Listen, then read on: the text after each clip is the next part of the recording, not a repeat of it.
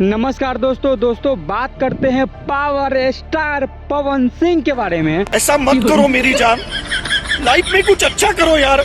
दोस्तों power star Pawan Singh का एक सैड सॉन्ग आया है जो पूरा भोजपुरी में तबाही मचा रहा है। दोस्तों एक समय था जब रितेश पांडे का सैड सॉन्ग काफ़ी ज़्यादा चलता था और काफ़ी ज़्यादा तबाही मचा देता था, लेकिन अब इस फिल्म में पवन सिंह एक बार फिर से उतर गए हैं और पवन सिंह का एक सैड सॉन्ग रिलीज हुआ है जो काफ़ी बेहतर और काफ़ी दर्दनाक है। मैं तो कुछ और ही समझ रहा था। दोस्तों इस सैड सॉन्ग का टाइटल है सेनुरा डाल के।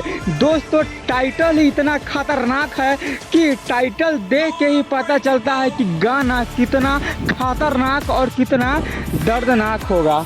और दोस्तों जब मैं इस गाना को सुना तो मुझे ऐसा लगा कि अगर सैड सॉन्ग होता है तो ऐसा ही होता है, क्योंकि दोस्तों इस गाना का जो लिरिक्स है, जो म्यूजिक है, जो राइटर है, जो डायरेक्टर है, काफ़ी ज़्यादा अच्छा और काफ़ी ज़्यादा खतरनाक है।